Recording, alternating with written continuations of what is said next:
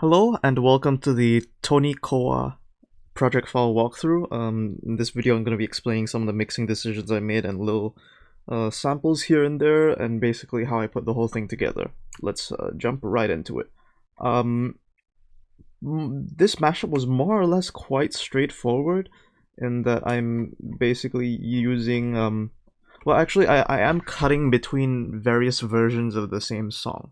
So if you look at the Tonikowa tracks, I realize I haven't actually named these channels, but for the most part, this is the Tonikowa instrumental, this is the Tonikowa vocals, and this is the Skrillex song, with the exception of this little sample down here.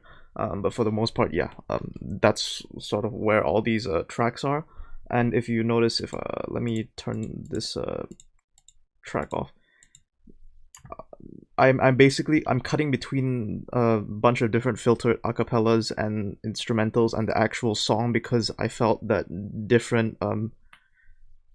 each different clip had differing qualities. So for example, in this one, I felt the acapella worked better for the second verse, but for the opening part, the same file wasn't as clean. There was a lot of bleeding through from the original instrumental, so I made a different one. I used AI. I believe I used Isotope for this, and I extracted it to a different sensitivity, and I let some of the instrumental bleed out more, and then I used its spectral repair, which is a feature that sort of allows you to paint out certain frequencies, kind of like you would in Photoshop, and cleaned it up myself a bit, just because I thought it sounded like clearer. And also because in the second verse there's more instrumental going on, but in the opening, it was very important that the vocal had a lot of clarity. So if you actually listen closely, I'm gonna play this sample here. There were a lot of plucks, like from the I don't know what a Japanese instrument that is, but it's like a string, and it's being plucked like dun, dun, dun, dun, dun. And so you can hear me try to sort of paint that out, but there's still a bit of residual noise.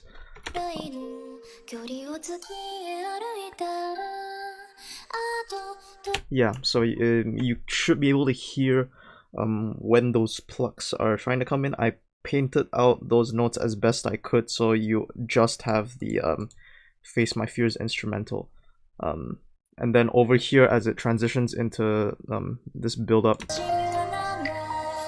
oh, I had a bit of delay to smooth that transition. And then this is just the original song. Like it's already been mixed together, but since I worked so hard to make sure that all the tracks more or less sound seamless, you don't really notice it. But for the most part, this is just the actual original song with the Face My Fears instrumental layered under it, and then yeah, and then transition, and then here it switches to the Skrillex, the Face My Fears instrumental, and then it just plays as normal. And then over here, I just play the original song because yeah, Utada Hikaru's vocals. I mean, there was no point in separating them and then layering them together separately. But I do have some of the Unomi instrumental layered underneath. So this bit right here. That's from the opening, but together.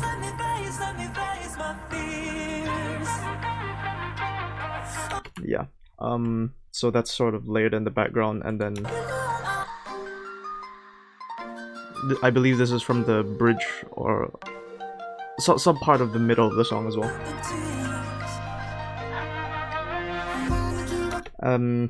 This part over here, I switch back to the Tonikowa vocals, and then for these Face My Fear vocals, I actually have the stereo separation. If you can see over here, I turn it like way down, which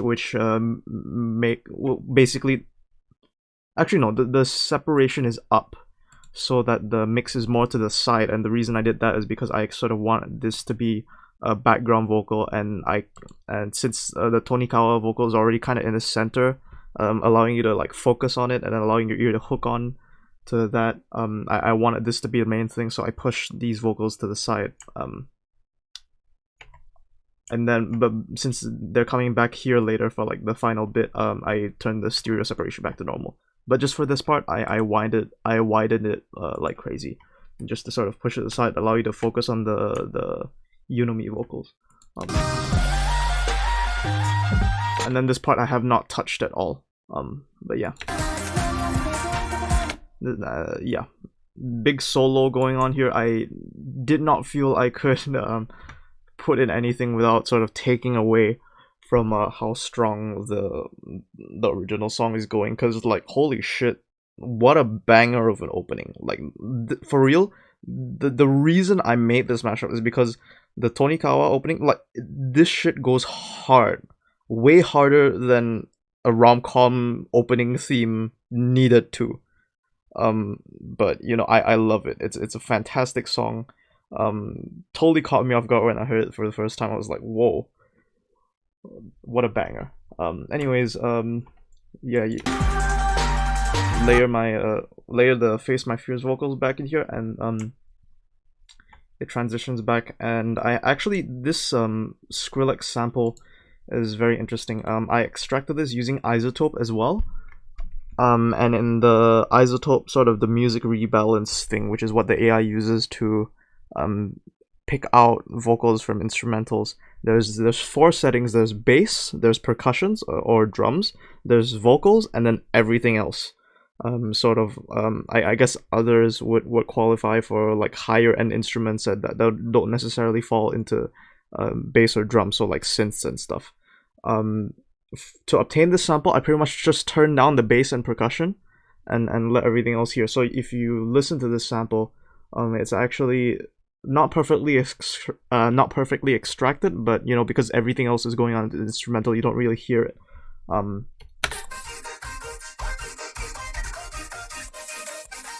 So you can hear some of the drums bleeding through a bit, but it doesn't really matter. I originally wanted to sort of recreate this vocal chop using I considered recreating the vocal chop using the Unomi vocals, and I think I have that somewhere. I think I made the vocal chop somewhere around here, but I don't remember where I put it. Oh, I think Melodyne is dead, so it deleted everything. Well,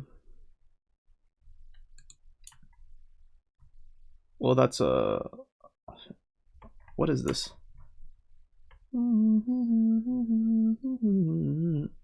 Oh, I think this is the clip, actually. Oh, it's this one.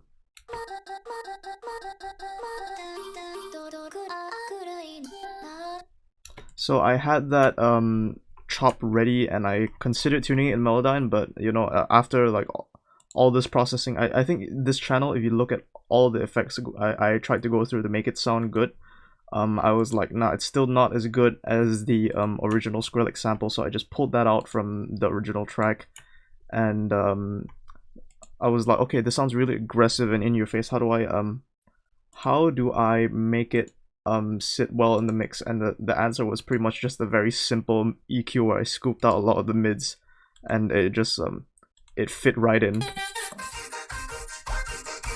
Oh wait, it's already in a fantastic place in the mix, and so I didn't really have to do much there. And certainly, I guess sort of the big lesson I learned from this was to just, you know, keep things simple.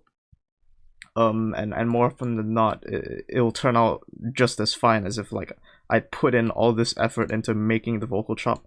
But you know, I was like, yeah, it wasn't really worth the effort because I wasn't getting that much of a better result. And so I think sampling the original song was probably the better decision in this case.